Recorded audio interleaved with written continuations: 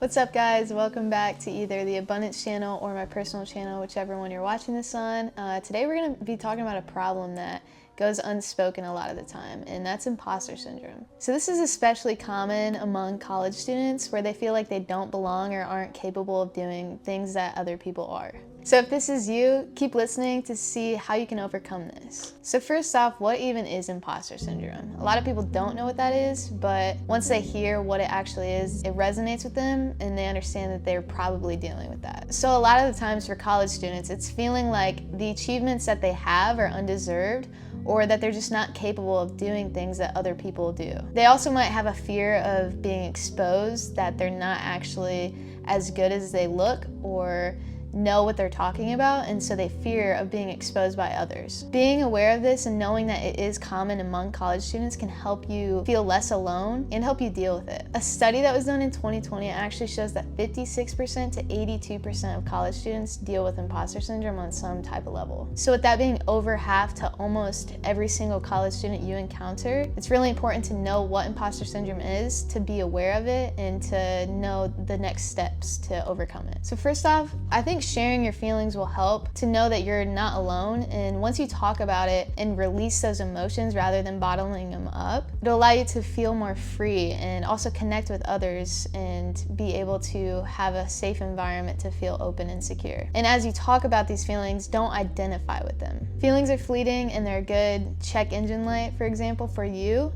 It's a good way to calibrate where you are, but it's not who you truly are. And when you share this with others, you're likely to find that other people are dealing with the exact same thing, or you might find adults who have experienced this where you are right now, and a great community to be able to talk to people, figure out ways to overcome this and what's worked for other people. And this might be scary to actually talk about your feelings with other people, but understand that once you run towards fear, that's how you actually overcome the fear, and just to have faith in the unknown. The second way to overcome imposter syndrome is to celebrate your successes. Understand that even the small wins are worth celebrating. If you don't celebrate those small wins, you're gonna miss them all around. When you set these goals and certain wins, when you get 90% of achieving them, start celebrating them, because if you wait till 100%, that's when you'll miss them. And then also just celebrate the fact that that imposter syndrome is even coming up. Because it's coming up, it means that you're growing into a new person, improving yourself, you're being stretched. So that's a great thing. And so be compassionate with yourself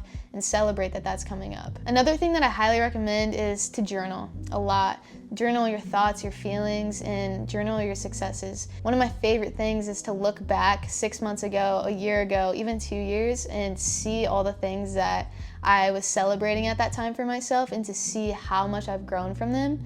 And then also journaling this, it shows you proof written down physically. It shows you that you have achieved a lot of things and that it's real. And also share your wins with others. This helps it reinforce the reality for you and allows you to see that, okay, this is really a win for me.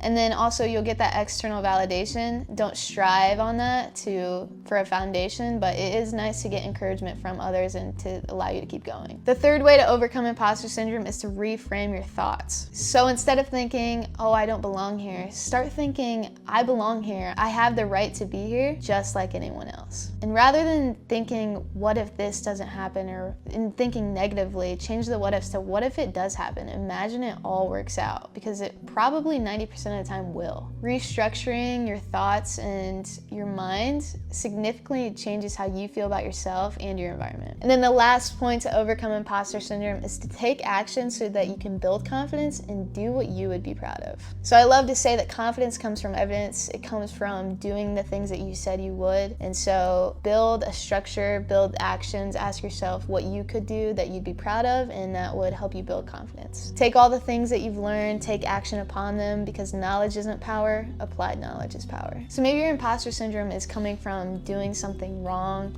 or doing something that you weren't proud of, such as maybe you cheated on a test and you're beating yourself up about it. That happened and that's true, and know that the next action you take does not have to be defined by that in the past. So now ask yourself what your next action would be by your standards and do what you would be proud of. So overcoming imposter syndrome is not about proving your worth to others, it's about affirming your own true value to yourself. Remember that you are worthy and that this spot in college, you've earned it, and that all your achievements are valid. Your feelings are valid and they don't define your reality. Thank you all so much for watching. If you are a college student who struggles with imposter syndrome, I'd love to help you build confidence and recognize your true value. If this resonates with you, if this sounds like you, I'd love for you to hit the link in the description and you can schedule a free call with me or follow me on any of my social medias. Love you guys.